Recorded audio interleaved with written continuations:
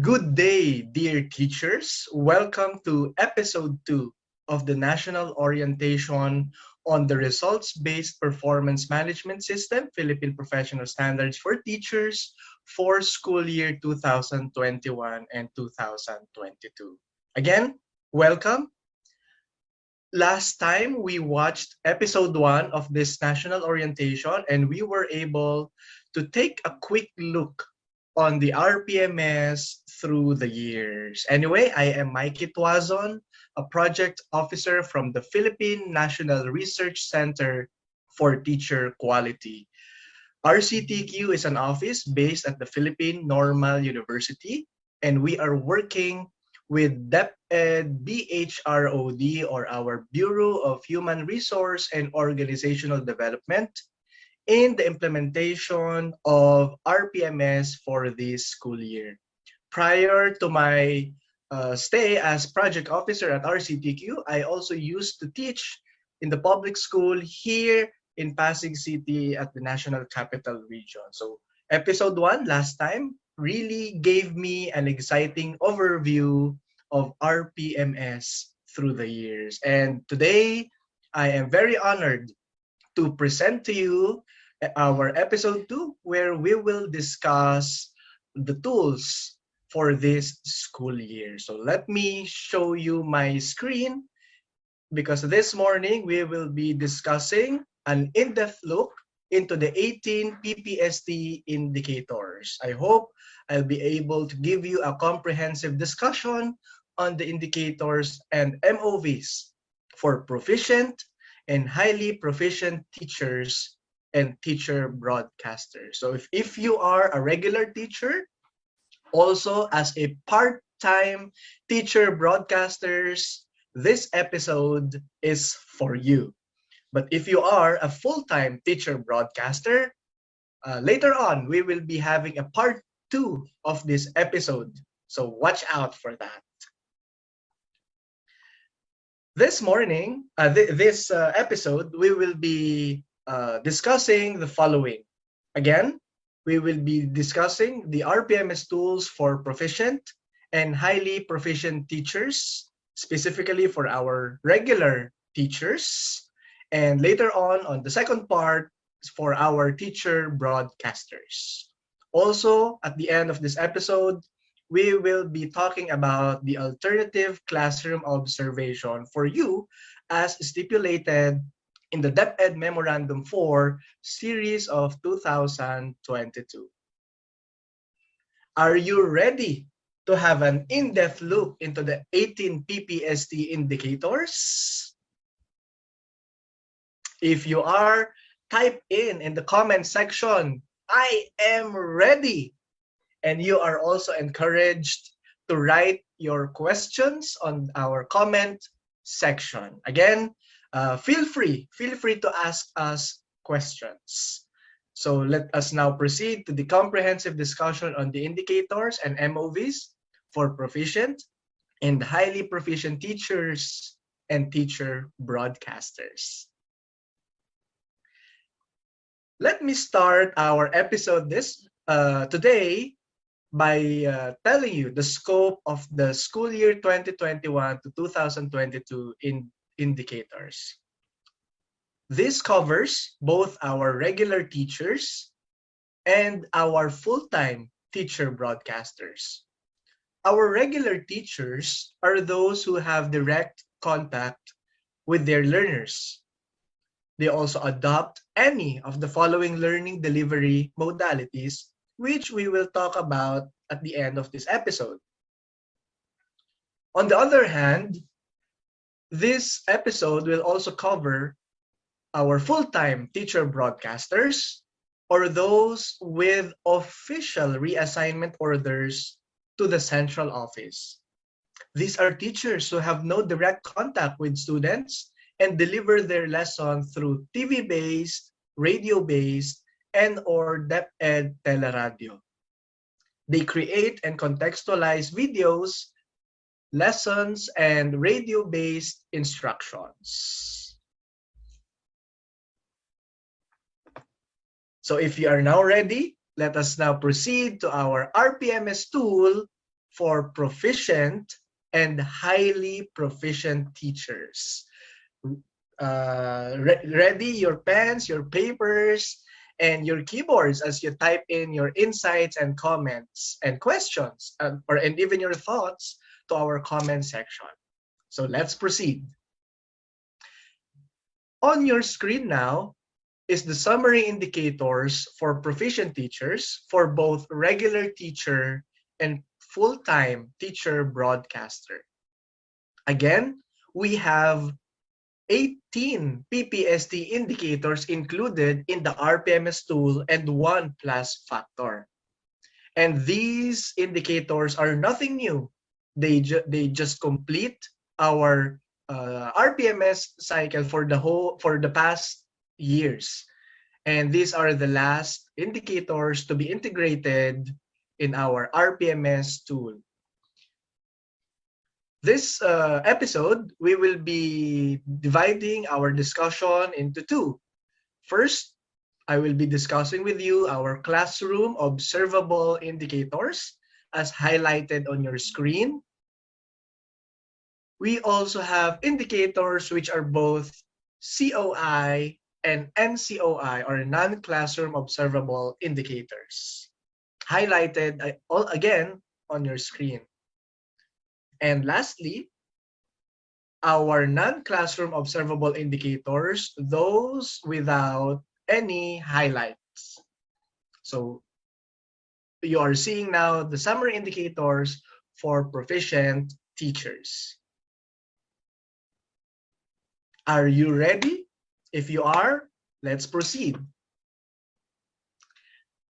I am showing on your screen our first objective in the RPMS tool, applied knowledge of content within and across curriculum teaching areas. And this objective has been with you for the past several years when we integrated PPST to the RPMS, because we believe that this objective, the application of knowledge of content within and across curriculum teaching areas, is really important. That's why our means of verification here is through classroom observation. So let's read our MOV, Classroom Observable Tool Rating Sheet or Inter-Observer Agreement Form, from number 1, an observation of synchronous teaching, whether it's from limited face-to-face teaching, online teaching, or two-way radio instructions. But if option 1 is not available, or if not possible, we go to option 2, an observation of a recorded video lesson or audio lesson that is SLM-based or MELC aligned. But if option 1 and option 2 remain unavailable or not possible, we can move to option 3, an observation of a demonstration teaching via LAQ. And this is primarily available for our teachers who do modular approach. As you can see in the notes below, for modular approach, demonstration teaching via LAQ must reflect the teaching learning process in the said modality.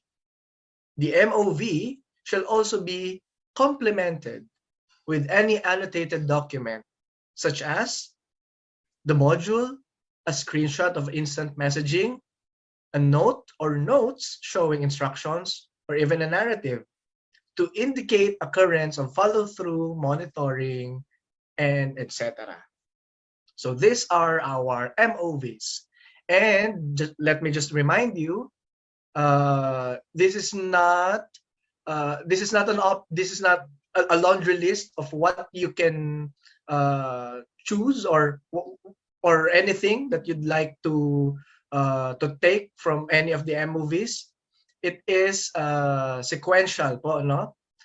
If you go first with option 1, and if it's not possible, you move to option 2. And if option 1 and option 2 remain unavailable, you go to option 3. Now we discuss the performance indicators for this objective. You will see the differences here that for you to get an outstanding rating, you must demonstrate level 7 as shown in the COT rating sheet. For VS, you must demonstrate level 6. For satisfactory, you must demonstrate level 5. For unsatisfactory, you must demonstrate level 4. And for poor, if you have demonstrated level 3. So what does these levels mean? We now refer to our COT RPMS rubric. And this is very much helpful for our raters as they rate our teachers. And for our ratees too, for our classroom teachers, if you wish to reflect a good demonstration of practice, you may also refer to this. We will see here that each level corresponds to a label and a description. The minimum accepted practice for our proficient teacher is level 6 or consolidating, where we see that the teacher uses well-connected pedagogical aspects of the indicator that consistently are aligned with student development and support students to be successful learners. So let's take a look at a deeper explanation of the level descriptions for Objective 1. As we see here again, application of knowledge of content within and across curriculum teaching areas. How do we say that a teacher demonstrated level 7 or level 6, 5, 4, or 3? Let's see here. Let me read you, for instance, level 7. The teacher should be able to apply accurate, in-depth, and broad knowledge of content and pedagogy that creates a conducive learning environment that enables an in-depth and sophisticated understanding of the teaching and learning process to meet individual or group learning needs within and across curriculum teaching areas. Let us take a deeper look of the words used in that description. Again, the teacher should be able to apply accurate, in-depth, and broad knowledge of content and pedagogy. The teacher must also be able to have an in-depth and sophisticated understanding of the teaching and learning process. That will spell the difference between level 7 or outstanding practice to the rest. For instance, in level 6, accurate and in-depth knowledge. Responding to learners' questions in a manner that is responsive to learners' developmental needs and promotes learning. For level 5, accurate and in-depth knowledge of most concepts. Level 4, accurate knowledge of key concepts. And level 3, a teacher might still demonstrate some minor content errors. This COT rubric, again, can help our raters as they observe their teachers. But if you are a classroom teacher, if you are the ratee, this rubric can also help you become more aware of your practice. The features of practice there can also help us visualize what kind of outstanding practice this rubric looks for. So that's it for our Objective 1, for our first classroom observable indicators. You are seeing here on your screen another classroom observable indicators. This one, displayed proficient use of mother tongue, Filipino, and English to facilitate teaching and learning. And it follows the same set of MOVs and performance indicators. Let's take a look at the COT rubric. Do we mean that a teacher must be able to speak all languages, or at least mother tongue, Filipino, and English? Not necessarily, because as we look at this document, it's not the number of language present inside the classroom, but rather the level of proficiency a teacher can display, as well as its contribution to the facilitation of the teaching and learning process. For level 7, the teacher must display advanced high sub-level proficiency in the use of mother tongue and or Filipino and or English. And take note, the use of these languages must be able to extensively facilitate teaching and learning, including probing questions and feedback. As we read through the practices from level 6, 5, 4, and 3, we will see their differences. And the clarifications at the bottom part of this document will help us understand what do we mean by advanced high sublevel, advanced mid sublevel, advanced low sublevel, intermediate high sublevel, and intermediate mid sublevel. Again, take note their contribution to the facilitation of the teaching and learning process, as they also differ across levels.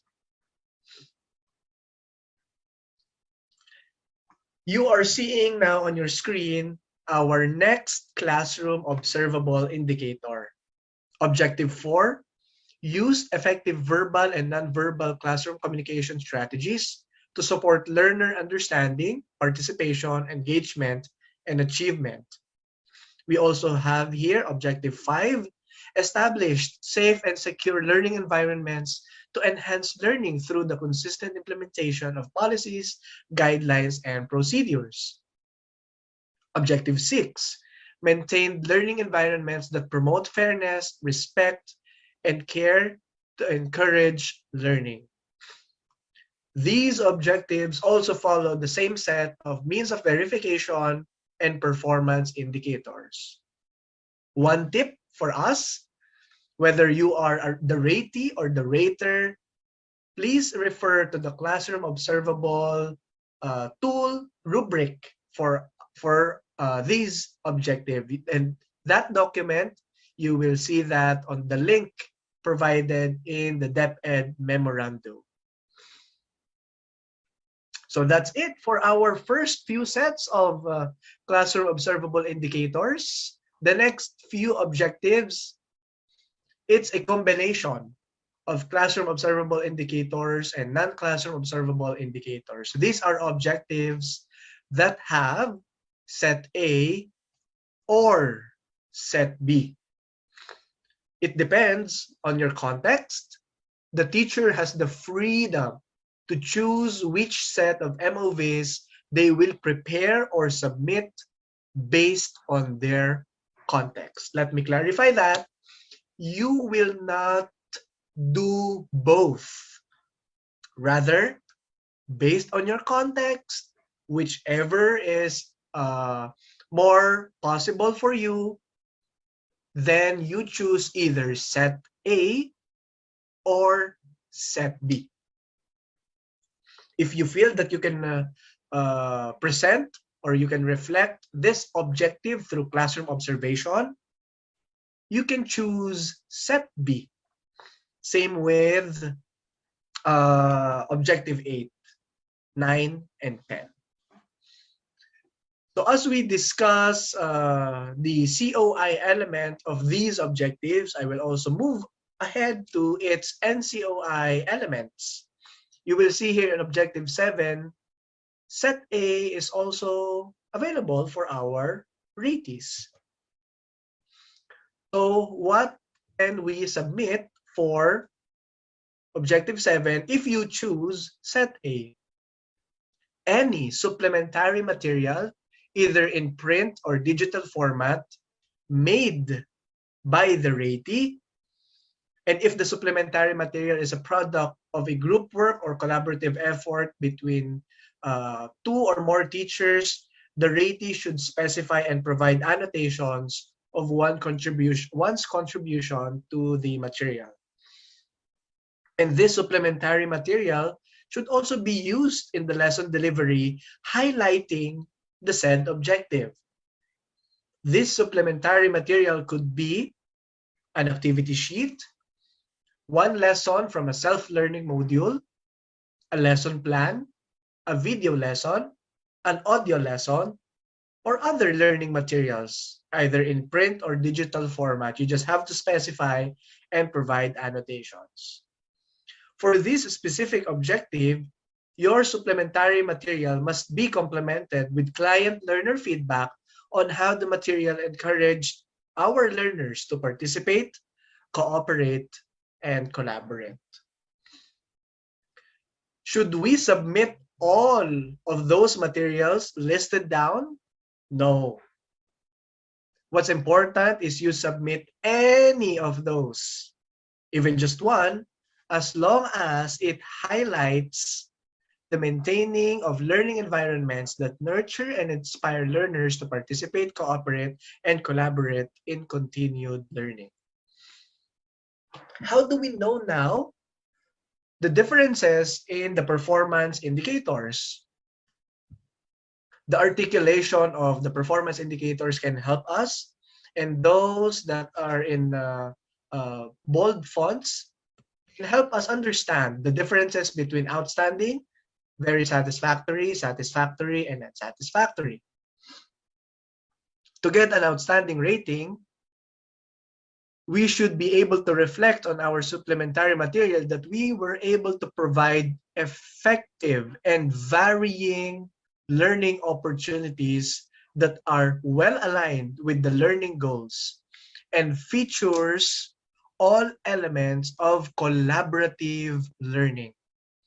Take note of those descriptors: effective and varying, and featuring all elements of collaborative learning. What are those elements of collaborative learning? The note below can help us. Elements of collaborative learning could include positive interdependence, individual accountability, and shared authority in assessing and facilitating one's learning. For VS practice, you will see there that while learning opportunities are effective, they may not necessarily be varying.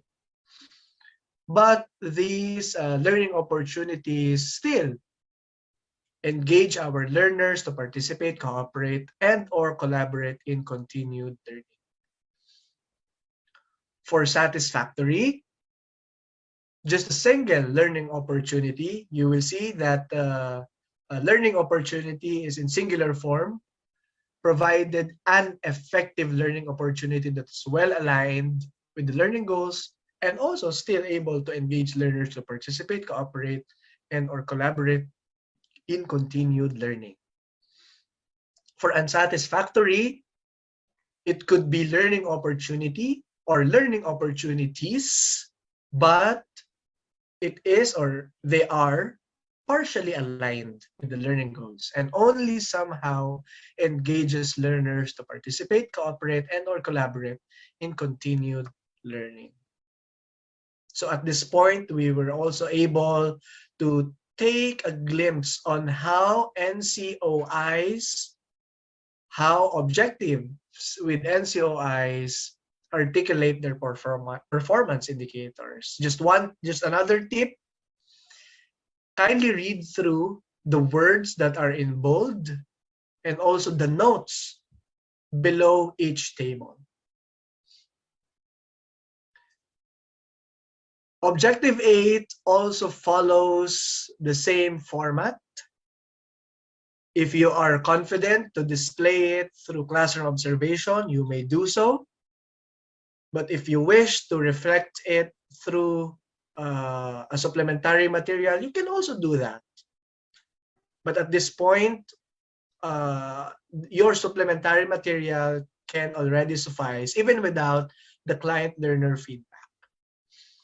Again, you will see there the differences in the performance indicators for this objective. Objective 8 applied a range of successful strategies that maintain learning environments that motivate learners to work productively by assuming responsibility for their own learning. For Objective 9, designed, adapted, and implemented teaching strategies that are responsive to learners with disabilities, giftedness, and talents. You also have two choices. You can do it through a classroom observation, but if you do not have learners with disabilities, giftedness, and talents inside your classroom, you can opt to submit Set B, or teacher reflection form, on this particular objective, to be complemented with a certification from school head that you, the ratees classes, have no identified learners with disabilities, giftedness, and or talents. Just take note of the performance indicators expected for each rating. Demonstrated level 5 as shown in the TRS to get an outstanding rating, level 4 for VS, level 3 for satisfactory, and so on. What do those level means?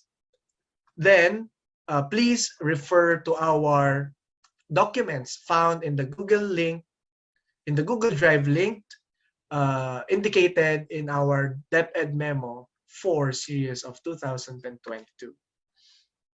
That's also the same with Objective 10, adapted and used culturally appropriate teaching strategies to address the needs of learners from indigenous groups. If you can display that through classroom observation, choose Set A. But if you do not have any learners from indigenous groups, refer to Set B or TRF on the said objective, complemented by a certification from school head that the ratees classes have no identified learners from indigenous groups. Just a quick reminder on all the indicators that follow classroom observable modalities. You are at least expected to submit a maximum of 2 MOVs for the whole school year. Just 2. But if you wish to go beyond that, it's up to you. I guess my next tip to you is just to choose the 2 classroom observations with highest scores. But again, you are just expected to submit a maximum of 2 for the whole school year. So that ends our discussion on the classroom observable indicators. And at this point, we will proceed with the rest of the objectives, which have non-classroom observable indicators. We will continue with Objective 2 for our first objective for the non-classroom observable indicators. Objective 2 reads, use research-based knowledge and principles of teaching and learning to enhance professional practice. What do we mean by research-based knowledge? You can take a look at the notes below the table. What do we mean by principles of teaching and learning? It's also there. So the notes below each table can help us understand our objective, our MOV, also our performance indicators. So what is the MOV for this particular objective? We can submit 1 lesson plan with annotations, identifying the research-based knowledge and or principles of teaching and learning used as basis for planning or designing the lesson. What's now the difference between outstanding to VS, to satisfactory, to unsatisfactory, and poor. The use of research-based knowledge and or principles of teaching and learning should be present in all the components of instruction in the lesson plan aimed at improving student learning. What are those components of instruction? The clarifications you can also see down below the table.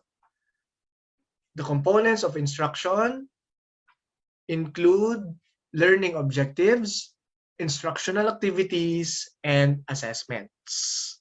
All you need to do is to present your lesson plan with annotations identifying the said objective.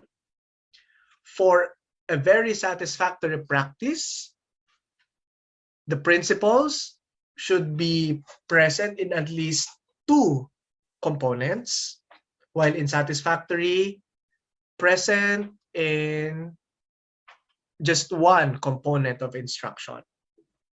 But if the use of research-based knowledge and or principle of teaching and learning, while it is identified in the lesson plan but poorly used as basis for planning and designing the lesson, the rating then would be unsatisfactory.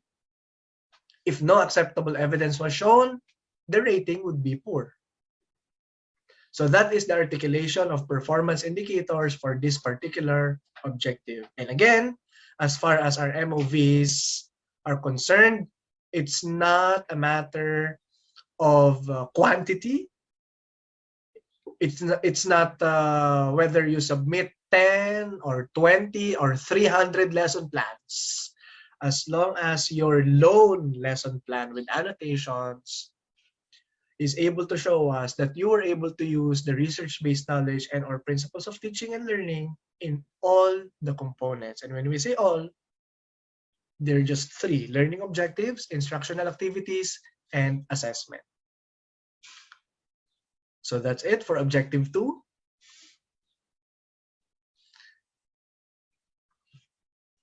Our next non-classroom observable indicator is objective 11.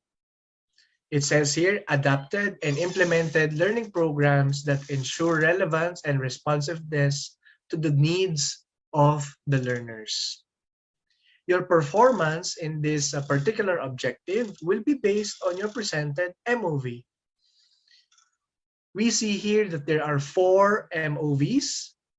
Number 1, MOV1, proof of evaluation on the implementation of the adapted contextualized learning program. MOV2, progress report on the implementation of the adapted or contextualized learning program. MOV3, accomplishment report, completion report, or technical report on the implementation of an adapted or contextualized learning program. And MOV4, action plan, activity proposal, or activity matrix that shows an adapted or contextualized learning program. Does this mean that we have to submit all 4 documents or all 4 MOVs? Not necessarily, because when we take a look at the performance indicators, MOV1 is directly reflecting your outstanding practice because you were able to reach this level. You were able to evaluate the adapted and contextualized learning program. And you will not reach this point unless you planned for it, you implemented it, and you monitored its progress. So this is about your progress as far as the adapted or contextualized learning program is concerned. So, but what are learning programs? Again, the notes below will tell us that these are organized or sequenced set of strategies, activities, and tasks that affect learning that may include but not limited to literacy programs, numeracy programs, strategic intervention materials, enrichment programs, remediation programs, intervention modules, ALS modular programs, SPED individualized education programs, among others. So there could be others. A group of teachers or an entire school may even collaborate on a learning program. Just be sure to annotate your contribution to it. And as far as MOV1 is concerned, maybe you are worrying here, who could be the evaluator of your learning program? It says here that the implementer or implementors themselves may also evaluate the effectiveness of their adapted or implemented learning program. What about the evaluation tools? Proof of evaluation may already be your ILMP or your individual learning monitoring plan already enclosed in this memorandum from the curriculum and instruction strand titled Suggested Strategies in Implementing Distance Learning Delivery Modalities for School Year 2020 or 2021. Your proof of evaluation may also be any other similar or contextualized tool used by your school or prescribed by the DepEd Central Office CI strand in succeeding issuances.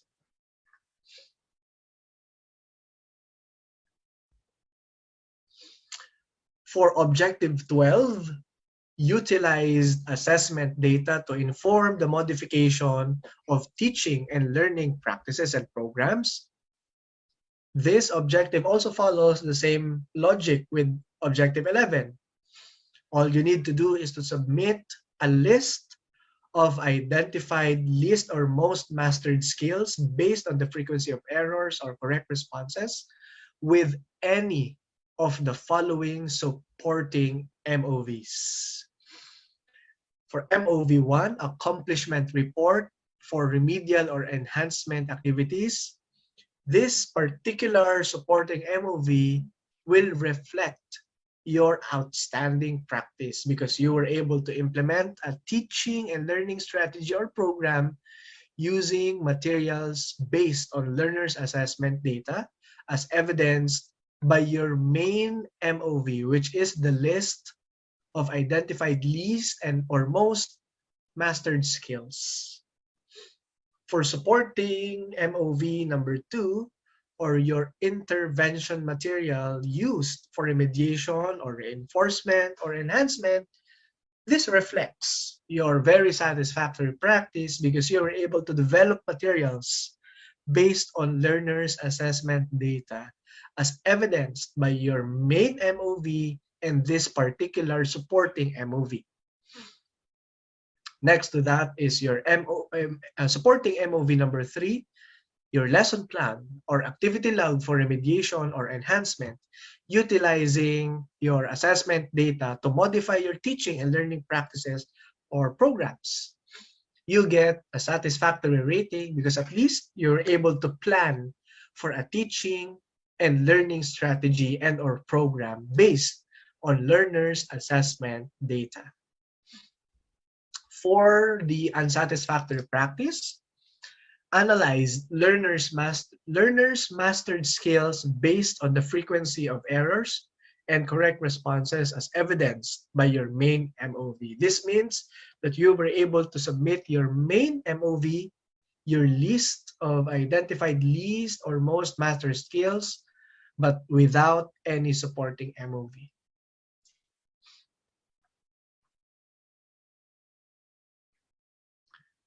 For Objective 13, maintained learning environments that are responsive to community contexts, we have here another set of means of verification. But again, MOV1 correspond to your outstanding practice, MOV2 to VS practice, MOV3 for satisfactory practice, and MOV4 for unsatisfactory practice. The notes below will help us understand the meaning and the intent of this particular objective. When we talk about learning environment, this is the classroom and other physical learning areas, even outside the classroom. For community contexts, these refer to situations and all the circumstances in which learners learn from instruction. And when we talk about community and or wider school community, It refers to both internal and external stakeholders. This particular objective refers to classroom and school programs,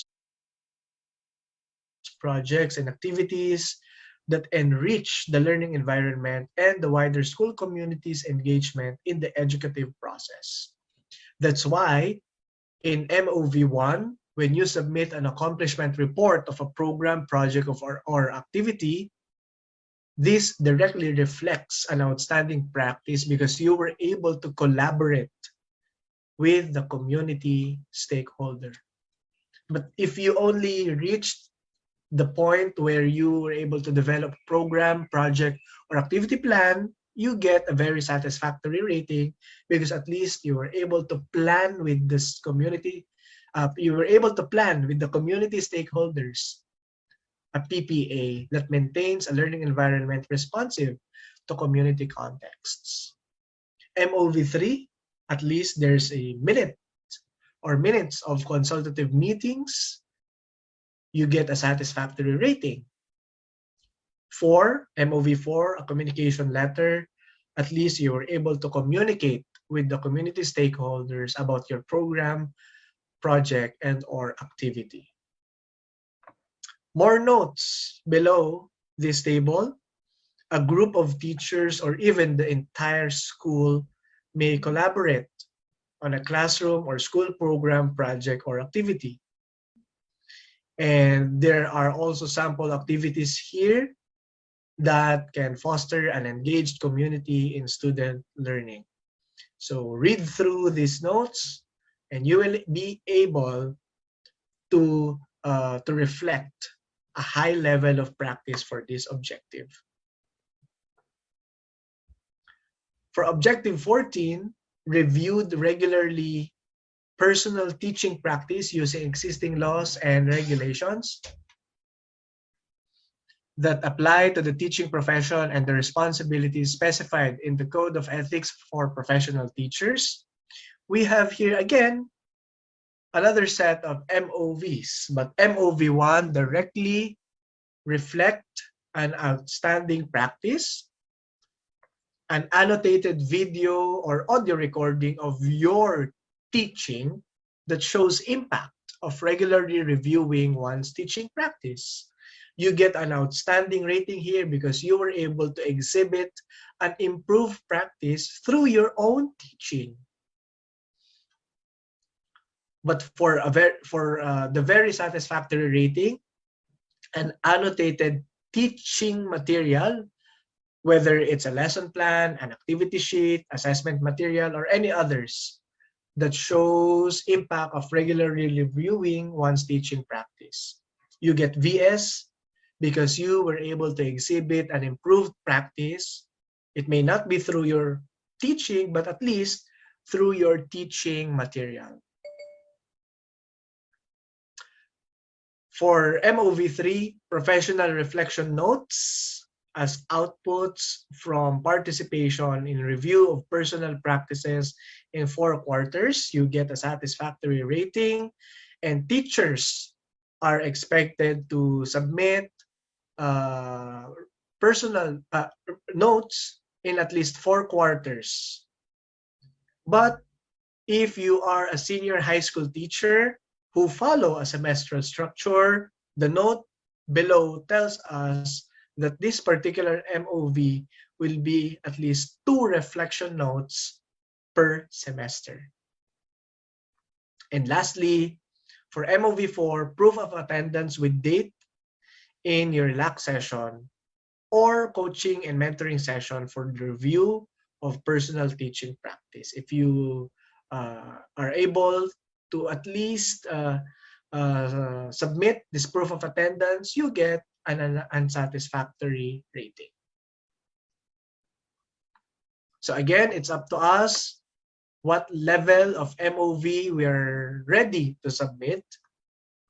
I hope that we get to reflect our the impact of regularly reviewing one's teaching practice in our teaching so that we get an outstanding rating here. Objective 15, complied with and implemented school policies and procedures consistently to foster harmonious relationships with learners, parents, and other stakeholders. Again, the performance here will be based on your presented MOV. If you're able to reach the point where you get to produce your proof of participation or involvement in a school community partnership for the implementation of a school policy or procedure, you get an outstanding rating because you were able to sustain engagement with the learners, parents, guardians, and other stakeholders through school community partnerships. But if you were only able to produce minutes of parent-teacher conference or stakeholders meeting about an implemented school policy or procedure, but with proof of attendance, you get a very satisfactory rating. For MOV3, communication letter about an implemented school policy or procedure sent to a parent or guardian, you get a satisfactory rating.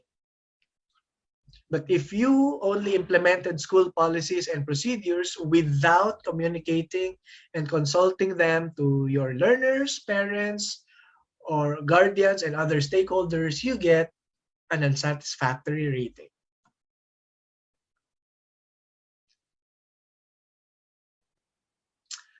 For Objective 16, this kind of follows the logic and the template for Objective 2 earlier, where we submit one lesson plan with annotations explaining the application of a learner-centered teaching philosophy as expected of Objective 16. What's important here is we reflect those learning-centered teaching philosophies in all the components of instruction in your lesson plan. These are your learning objectives, instructional activities, and assessments. If you're able to reflect them in those three, you get an outstanding rating. In two components, very satisfactory. In one component, satisfactory. But if you were able to apply your learner-centered teaching philosophy, but was poorly used as basis for planning or designing the lesson, you get an unsatisfactory rating. We are almost done with our Proficient tool. We are down to our last three objectives. Here on Objective 17, adopted practices that uphold the dignity of teaching as a profession by exhibiting qualities such as caring attitude, respect, and integrity. We have two sets of MOVs. Number one is the documented feedback, either from your superior, colleagues, learners, parents, or guardians, and other stakeholders that directly reflects the rate is good practices that uphold the dignity of teaching as a profession. Then you have a chance to get an outstanding or a very satisfactory rating. But what will be the difference? If you were able to get a documented feedback or an affirmation from different school stakeholders, either one superior, one colleague, one learner, or probably three parents, as long as it came from different school stakeholders, you get an outstanding rating. It says here, no, as evidenced by at least two MOV number one. But if you were only able to get at least one document with affirmation from any school stakeholder, could be just one learner or probably one colleague, as evidenced by one MOV number one, you get a very satisfactory rating. Again, it should be a documented feedback or an official document directly reflecting the rate is good practice. Next is the annotated evidence of practice. It could be a screenshot of text message or chat or email or any form of communication, a remark from your mentor or master teacher or your school head about your quality, a recognition from the school or school community about one's qualities or could be others, but it indirectly links to the upholding of the dignity of teaching as a profession. That's why you need an annotation. You get a chance to get a satisfactory or unsatisfactory rating. The difference here again is that you get at least 2 MOV number 2s to get satisfactory and just 1 MOV number 2 for unsatisfactory. For Objective 18, set professional development goals based on the Philippine Professional Standards for Teachers. I hope you get to a point that you are able to update your IPCRF-DP from Phase 2 so you get an outstanding rating, updated professional development goals during Phase 2 of the RPMS cycle. If you were only able to reach the accomplishment of your mid-year review form, you get VS because at least you were able to discuss your progress on your PD goals with your rater. MOV3, your IPCRF-DP, it shows that you are able at least to set your PD goals based on your ESAT results. And 4, certification from your ICT coordinator or school head or focal person in charge of ESAT, because at least you were able to accomplish the ESAT at the beginning of the school year as evidenced by MOV4. Just a quick reminder here, the DepEd Central Office allows certain adjustments on the timeline of the RPMS cycle. So let's look at that policy. Lastly, for our Objective 19, our plus factor, performance will depend on the scope of coverage of your work or activity that contributed to the teaching and learning process and not the quantity. Because if you will observe the MOV4 here, for Objective 19, perform various related works or activities that contribute to the teaching and learning process, you will see here lots of bullets. But we are just asking only one. Any proof of any documents listed there could be outside those lists as long as you specify and provide annotations. But again, we're just asking at least one. If you did it beyond the school or community learning center, then you get an outstanding rating. If you're able to get that proof, but within the school or community learning center, you get very satisfactory. Only within the learning area or department, you get satisfactory. Only within the class, you get unsatisfactory. So that ends our presentation of the Proficient tool for regular teachers.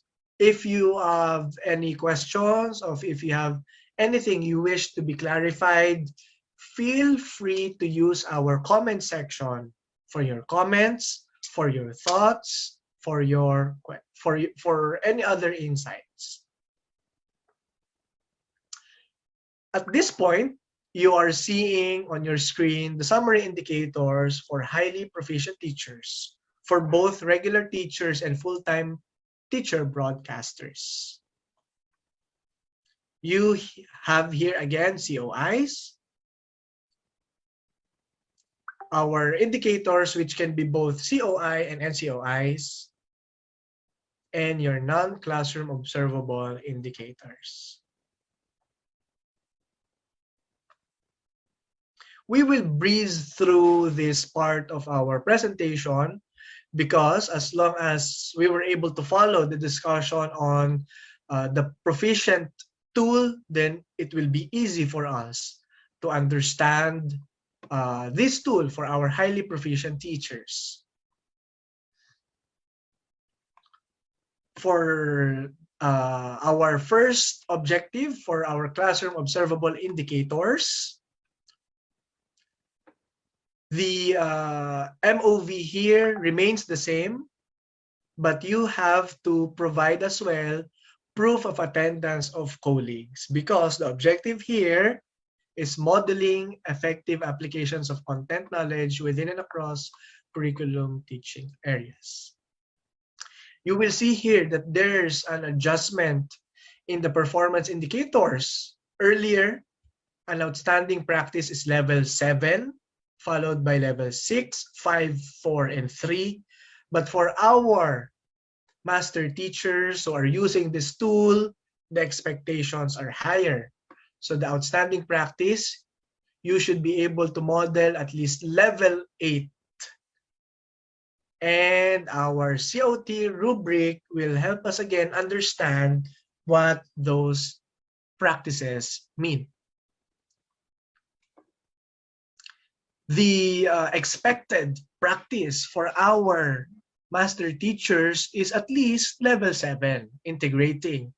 Or this is where the teacher uses well-connected pedagogical aspects of the indicator to create an environment that addresses individual and group learning goals. We are seeing here the differences or the articulation of levels of practice. For level 8 or outstanding practice, the teacher must be able to apply high-level knowledge of content and pedagogy within and across curriculum teaching areas. This is even higher than having an accurate, in-depth, and broad knowledge of content and pedagogy. And this high level of knowledge of content and pedagogy should be able to empower our learners to acquire and apply successful learning strategies to assist in their development as independent learners. You're now seeing here the differences between each level.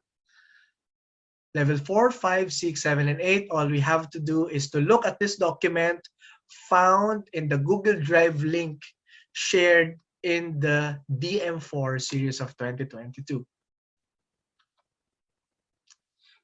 For objective 3, this is the same objective we have seen earlier. It's not, again, on the presence of those 3, mother tongue, Filipino, and English. It's not on the number of languages present in your classroom, but rather on the proficiency level and their contribution to the facilitation of the teaching and learning process. So again, we refer to our COT rubric. That's also the same with objective 4, 5, and 6.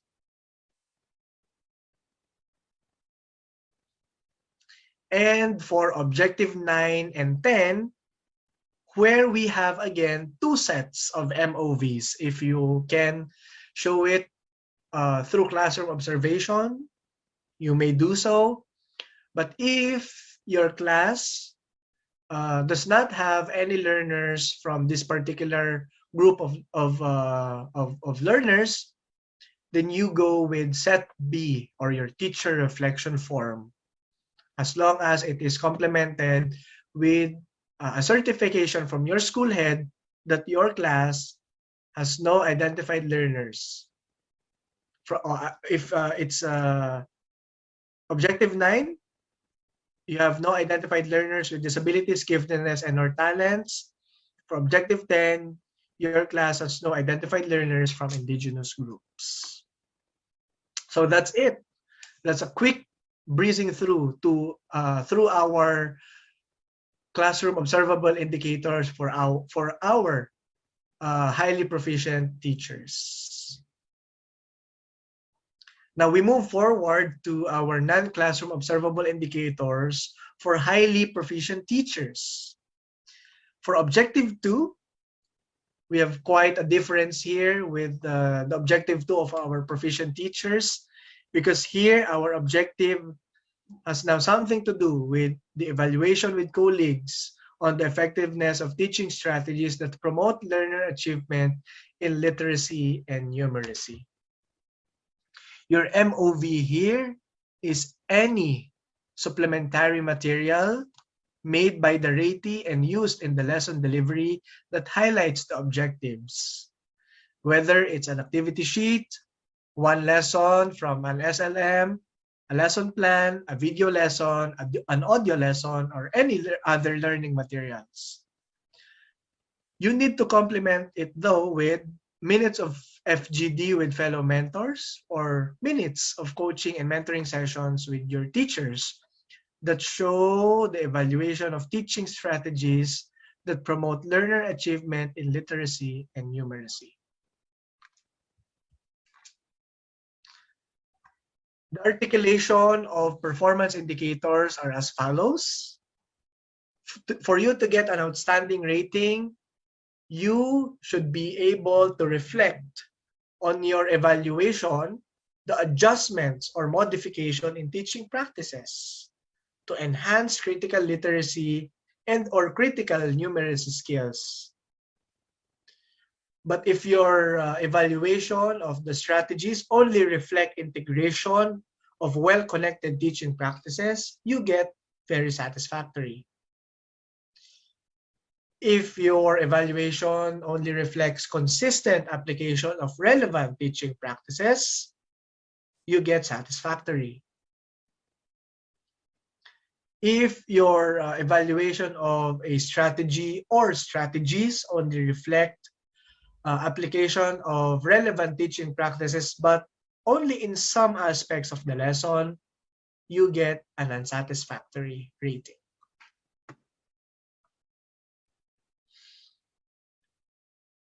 That's also the same with our objective 7. Worked with colleagues to share successful strategies that sustain supportive learning environments that nurture and inspire learners to participate, cooperate, and collaborate in continued learning. All you have to do is to submit an MOV that reflects the said objective, complemented with minutes of FGD or minutes of coaching and mentoring session with your teachers.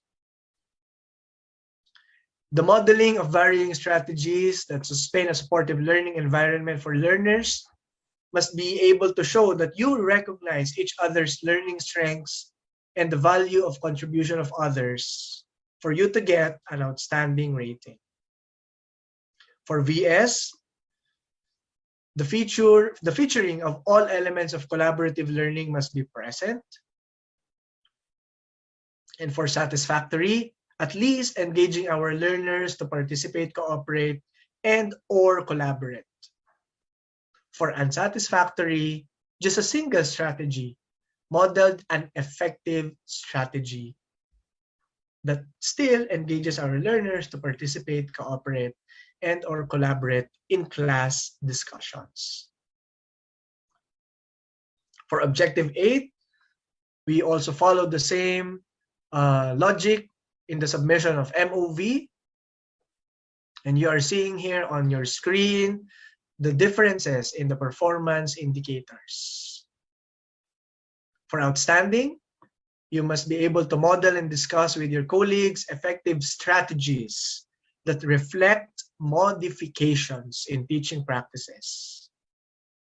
For very satisfactory, you must be able to model and discuss with your colleagues consistent application of teaching practices that successfully motivate our learners to monitor and evaluate their own learning. For satisfactory, at least modeling and discussing with them varied teaching strategies. For unsatisfactory, modeling and discussing with them only one teaching practice that successfully motivate learners to work productively. So those are the differences of the performance indicators for objectives 2, 7, and 8. For objective 11, we follow here again this thought that performance will be based on your presented MOV.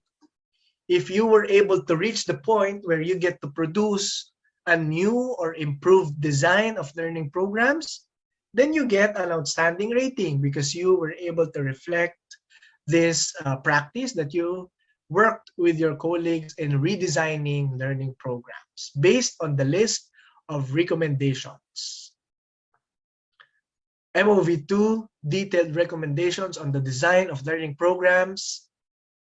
Very satisfactory because you were able at least to work with colleagues in listing down detailed recommendations on improving the design and learning programs. MOV3, synthesis of the evaluation of the learning programs. Satisfactory rating for you because you were able to work with your colleagues in evaluating the design of learning programs. And lastly, own evaluation of the existing learning programs will get you a satisfactory rating because while you were able to evaluate the design of learning programs, it is without the help of your colleagues. If we submit MOV1, do we need to append MOVs 2, 3, and 4? Not necessarily, because you will not reach this MOV if you did not go through the rest. And again, another tip here, we should be working with our colleagues in what we are doing. Otherwise, we only get unsatisfactory or worse, a poor rating. For Objective 12, worked collaboratively with colleagues to analyze and utilize assessment data to modify practices and programs to further support learner progress and achievement. We have here one main MOV, accomplishment of a accomplished LAC plan, anchored with the school LAC plan. To analyze and utilize assessment data to modify practice and or program to further support learner progress and achievement. But you have to complement this with any one used in the implementation of the LAC plan, either minutes of LAC session, any proof of collaborative review, lesson plan with accomplished part 6, any proof of collaborative review of intervention materials, accomplishment report, or others. What's important here is we get to understand the differences in the performance indicators. If we were able to evaluate activities with colleagues by looking for key success indicators, then we get an outstanding rating. If we're only able to implement activities with colleagues to address the use of assessment data to modify practices and our programs, we get VS. If we at least explored intervention with our colleagues, then we get satisfactory. But planning activities only with colleagues to address the use of assessment data, then we get unsatisfactory.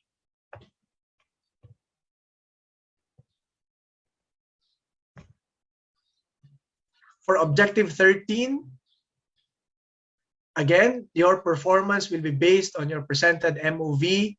If you reach to a point where you get to produce your synthesis of evaluation of a program, project, or activity that maintains the learning environment responsive to community contexts, then you get an outstanding practice. Minutes of consultative meeting with parents or other external stakeholders, you get very satisfactory. Minutes of focus group discussions with teachers, satisfactory. Only a survey on programs or projects or activities, unsatisfactory. Objective 14, discussed with colleagues teaching and learning practices that apply existing codes, laws, and regulations that apply to the teaching profession and the responsibilities specified in the Code of Ethics for professional teachers. We have here sets of MOVs. For MOV1, minutes of LAC sessions or professional meetings, as well as the reviewed annotated evidence of practice of colleagues, you get an outstanding rating. But if your minutes of LAC sessions and professional meetings are only complemented with the reviews of with the reviewed personal reflection notes of colleagues, then you get very satisfactory. So you see the difference here. In MOV1, it should be review also. The minutes should be complemented with reviewed annotated evidence of practice, while in VS, minutes of LAC sessions is complemented with reviewed personal reflection notes. For MOV3, minutes of LAC sessions, but without any complements, you get satisfactory. MOV4, activity proposal or learning action cell plan, LAC plan, unsatisfactory. For objective 15, MOV1 is evaluation report on the implementation of school policies, procedures, or minutes of subject area or grade level meetings or professional meetings on evaluating school policies and procedures. You get an outstanding rating. MOV2, minutes of subject area or grade level meetings or professional meetings on the implementation progress of school policies or procedures, as long as you get to provide as well at least 2 to show discussions held, you get very satisfactory. Why 2? Because there must also be progress of implementation as articulated in the VS performance indicator. In MOV3, still minutes on subject area or grade level meeting or professional meeting on disseminating information and implementing school policies and procedures, you get satisfactory rating. Just a proof of implementation, then the rating is unsatisfactory. Objective 16, manifested a learner-centered teaching philosophy in various aspects of practice and support colleagues in enhancing their own learner-centered teaching philosophy. Your MOV1 is a sample lesson plan of colleague with annotations about enhancing their learner-centered teaching philosophy. And this should be your own annotation because the outstanding performance indicator tells us that an outstanding practice is your evaluation of lesson plans of colleagues to enhance their own learner-centered teaching practice. MOV2, minutes of LAC sessions about enhancing teachers' learner-centered teaching philosophy through lesson planning, you get VS. MOV3, LAC plan for satisfactory rating, and just a lesson plan exemplar used during a LAC session, unsatisfactory rating. Objective 17, identified and utilized personal professional strengths to uphold the dignity of teaching as a profession to help build a positive teaching and learning culture within the school. We have here again 4 MOVs. Your performance coaching and mentoring form, showing guidance given to teachers and remarks in terms of upholding the dignity of teaching, you get an outstanding rating because you were able to identify and utilize personal and professional strengths to uphold the dignity of teaching as a profession, to help build a positive teaching and learning culture within the school by inspiring unity in responding to potential threats and risks to the school community. This PMCF should be done by you. You should be able to write your guidance and remarks to our teachers. MOV2, documented feedback from your superiors, your colleagues, your learners, their parents or guardians or other stakeholders, directly reflecting your or the ratee's good practices that uphold the dignity of teaching as a profession, you get VS. For MOV3, annotated evidence of practice, because they're only indirectly linked to the upholding of the dignity of teaching as a profession, you get satisfactory. For personal notes on one's personal professional strengths, you get unsatisfactory.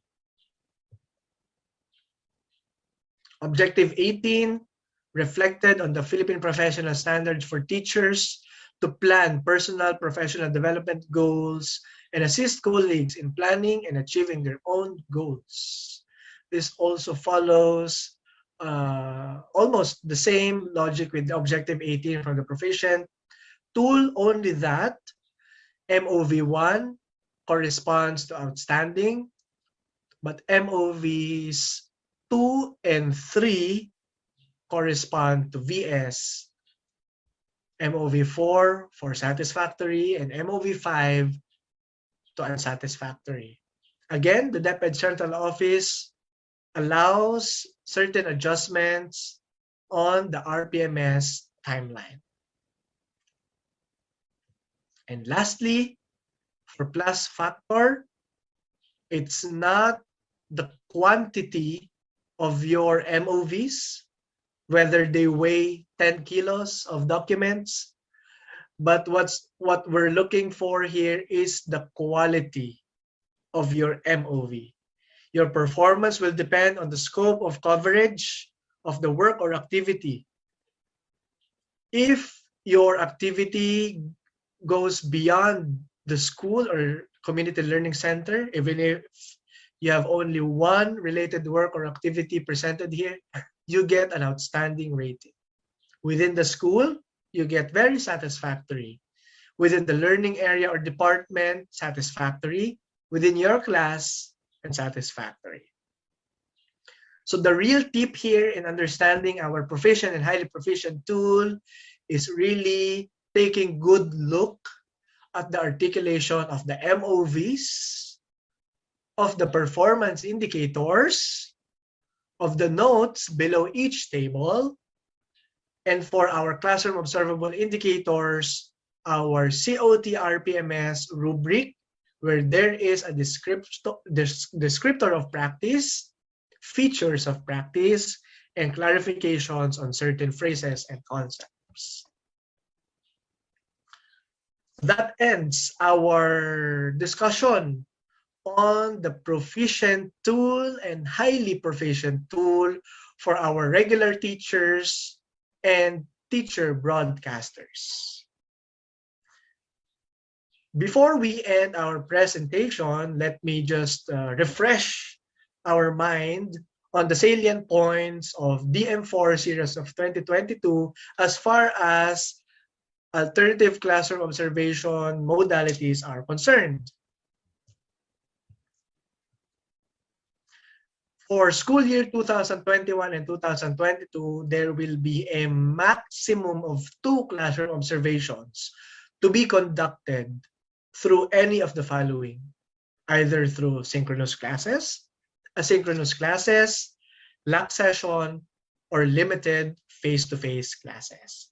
Again, a maximum of 2 classroom observations. If you wish to go beyond this, then this will be up to you.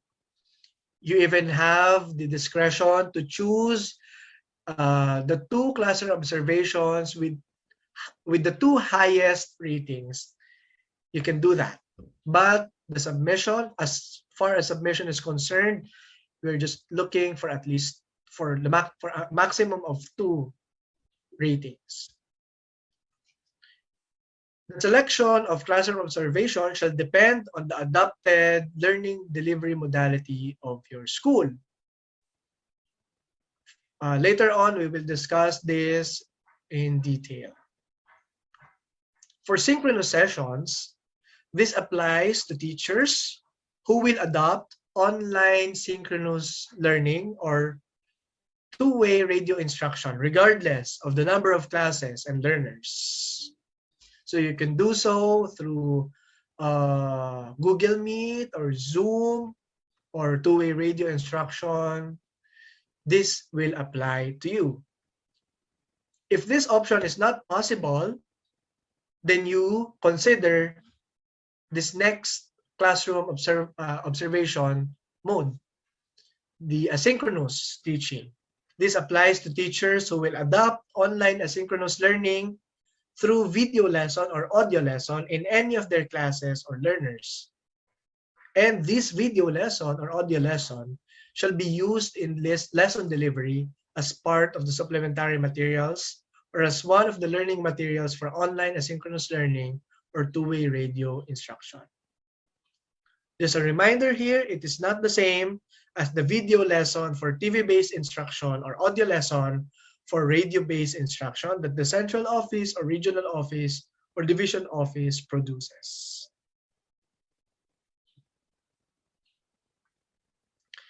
If options 1 and 2 are not possible, then LAC session is for you. This applies to teachers who will adopt pure modular learning, either in print or digital, radio-based instructions, for instance, DepEd Radio, and TV-based instructions, for instance, DepEd TV. And for our limited face-to-face, this shall only apply to authorized public and private schools that are located in minimal or low-risk areas based on the criteria set by the Department of Health and passed the school safety assessment of DepEd. Authorized public and private schools that are allowed to conduct limited face-to-face classes shall follow the usual classroom observation protocols subject to strict observance of COVID-19 health and safety precautions, and this is the important part here, the prevailing community quarantine in your community. If suddenly there had been a declaration of a higher alert level status, then we must adjust.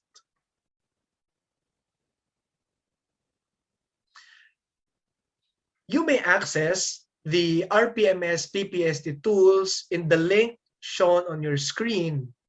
You will see here the RPMS tools for our regular teachers, for proficient and highly proficient, for our teacher broadcasters, for proficient and highly proficient, also our classroom observation tools, RPMS rubric, and many more.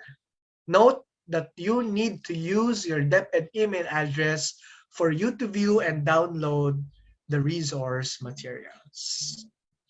And we will discuss more of these tools in episode 3. Want to know more about the RPMS-PPST for school year 2021 and 2022?